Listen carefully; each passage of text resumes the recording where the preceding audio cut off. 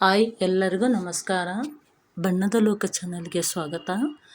ಎಲ್ಲರಿಗೂ ಯಾರೆಲ್ಲ ಈ ಚಾನಲೆಲ್ಲ ನೋಡ್ತಾ ಇದ್ದೀರಾ, ಈ ಚಾನಲಲ್ಲಿ ಇವತ್ತು ತುಂಬಾ ವಿಶೇಷವಾಗಿದೆ. ಮೊನ್ನೆ ಯಾರ್ಯಾರು ಸೀಟು ನೀಟ್ ಎಕ್ಸಾಮ್ ಬರೆದು ಬಂದಿದ್ದಾರೆ ಆ ಎಲ್ಲ ಮಕ್ಕಳು ಎಕ್ಸಾಮ್ ರಿಸಲ್ಟ್ ಬರೋಕ್ಕೆ ಮುಂಚೆಗೆ ಈ ಒಂದು ಕೆಲಸನ ಮಾಡಿ. ಈ ಕೆಲಸ ಮಾಡಲಿಲ್ಲ ಅಂದರೆ ನಿಮಗೆ ನಾಳೆ ಕಾಲೇಜ್ ಗೌರ್ಮೆಂಟ್ ಸೀಟಿಗೆ ಆಯಿತು, ಯಾವುದಾದ್ರೂ ಸೀಟ್ ಗೌರ್ಮೆಂಟ್ನಲ್ಲಿ ಬರಬೇಕು, ನಮ್ಮ ಕೆಲವೊಂದು ಇಂತಿಂಥ ಆಪ್ಷನ್ಗಳು ಏನೆಲ್ಲ ತಪ್ಪು ಮಾಡಿದರೆ ಅದೆಲ್ಲ ಸರಿ ಮಾಡ್ಕೋಬೇಕು ಅಂದರೆ ಸಂಪೂರ್ಣ ವಿವರಣೆ ಇದು ನೀಟು ಎಕ್ಸಾಮ್ ಬರ್ದಿರೋ ಎಲ್ಲ ಮಕ್ಳಿಗೂ ಹೇಳ್ತಾ ಇದ್ದೀನಿ. ಯಾಕಂದರೆ ನಮ್ಮ ಮಗನೂ ಸೆಕೆಂಡ್ PUC ಓದ್ತಾ ಇದ್ದಾನೆ.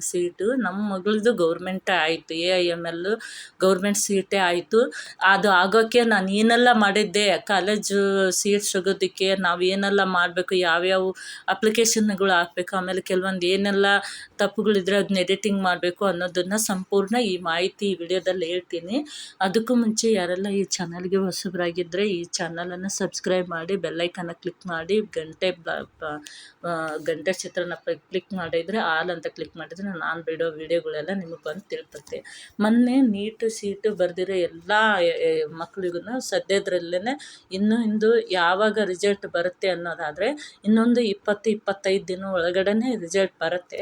ಅದಕ್ಕಿಂತ ಮುಂಚೆ ನೀವು ಈ ಒಂದು ಕೆಲಸನ ಮಾಡಬೇಕು. ಅದು ಏನು ಅಂದರೆ, ನೀವು 371J ಅಪ್ಲಿಕೇಶನ್ ಹಾಕಿದರೆ ಅದರಲ್ಲಿ ಕೆಲವೊಂದು ಎಡಿಟಿಂಗ್ ಆಪ್ಷನ್ ಇದೆ. ಯಾಕಂದರೆ ನೀವು ಕೆಲವೊಂದು ಕೆಟಗರಿನ ಕರೆಕ್ಟಾಗಿ ಹಾಕಿರಲ್ಲ. ಕೆಟಗರಿ ಆಪ್ಷನನ್ನು 3, 3rd A, 3rd B, 3rd 1 ಈ ಥರ ಇರೋದನ್ನು ಕೆಲವೊಂದು ತಪ್ಪಾಗಿರುತ್ತೆ.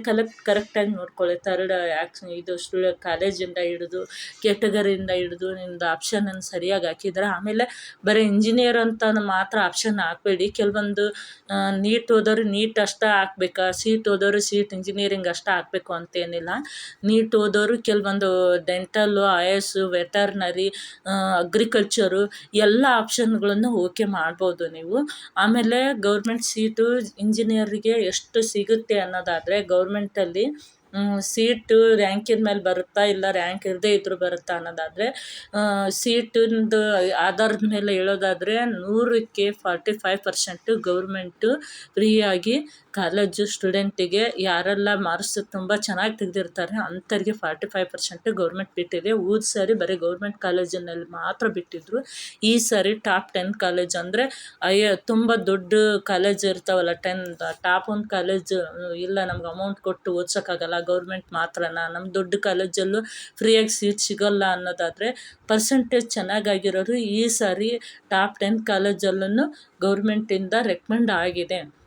ಆಮೇಲೆ ನೀಟ್ ಕಾಲೇಜಿನವರು ನೀಟ್ ಸ್ಟೂಡೆಂಟು ಸರಿ ಇಷ್ಟು ದಿನ ಎಲ್ಲ ರ್ಯಾಂಕ್ ಬರದೇ ಇದ್ರೂ ದುಡ್ಡು ಕೊಟ್ಟು ಕಾಲೇಜಿಗೆ ಮಕ್ಕಳ ಅಡ್ಮಿಷನ್ ಮಾಡಿಸ್ತಿದ್ರು. ಅಂಥವ್ರಿಗೆ ಸಾರಿ ದುಡ್ಡು ಕೊಟ್ಟು ಆ ಥರ ಎಲ್ಲ ಅಡ್ಮಿಷನ್ ಇಲ್ಲ ಈ ಸಾರಿ. ಯಾಕಂದರೆ ನೀಟಿಂದು ಪರ್ಸೆಂಟೇಜ್ ಆಧಾರದ ಮೇಲೆ ಆ ಮಗು ಪರ್ಸೆಂಟೇಜ್ ಎಷ್ಟು ತೆಗ್ದಿದೆ, ಪರ್ಸೆಂಟೇಜ್ ಮೇಲೆ ಬಂದಿದ್ದಾನೆ ಅಂತ ತೀರ್ಮಾನ ಮಾಡಿ ಇದು ಮಾಡಿದ್ದಾರೆ. ಸರಿ 40 ಲಕ್ಷ 50 ಲಕ್ಷ ಕೊಟ್ಟರೆ ಸೀಟ್ ಸಿಕ್ಬಿಡ್ತು. ಈ ಸಾರಿ ಎಲ್ಲದನ್ನು ಮೆನ್ಷನ್ ನೀಟ್ ಮಕ್ಕಳದು ಪರ್ಸೆಂಟೇಜು ಮ್ಯಾಟ್ರ್ ಆಗುತ್ತೆ.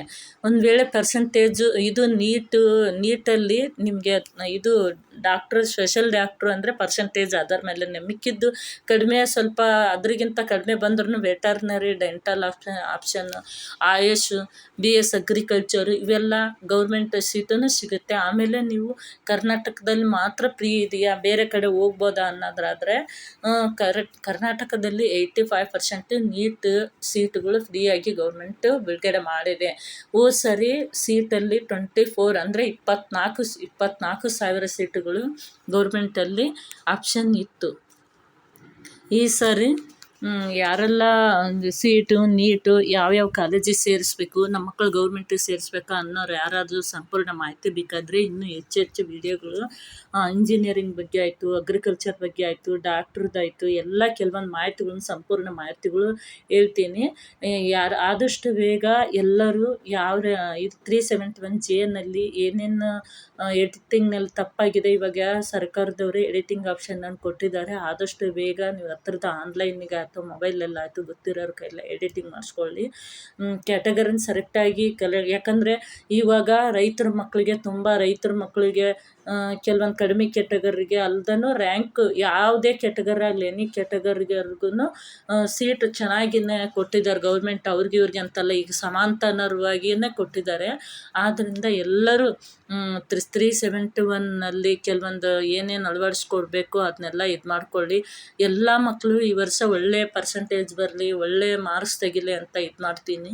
ನನಗೆ ಗೊತ್ತಿರೋ ಮಾಹಿತಿ ನನ್ನ ಮಕ್ಕಳ ಎಜುಕೇಷನ್ಗೆ ಇಂಥವೆಲ್ಲ ಮಾಹಿತಿಗಳನ್ನ ತಿಳ್ಕೊತಾ ಇರ್ತೀನಿ. ಅಲ್ಲಿ ಸೋಷಿಯಲ್ ಮೀಡಿಯಾದಲ್ಲ, ಡೈರೆಕ್ಟ್ ಗೌರ್ಮೆಂಟಿಂದ ಬರೋಂಥ ಅಪ್ಡೇಟ್ಗಳನ್ನ ತಿಳ್ಕೊಂಡು ಅದೇ ಪ್ರಕಾರನ ನಮ್ಮ ಮಗಳಿಗೆ AIML ಗೌರ್ಮೆಂಟಲ್ಲೇ ತುಂಬ ಅತಿ ಕಡಿಮೆ ದುಡ್ಡಲ್ಲೇ ಸೀಟ್ ಆಯಿತು.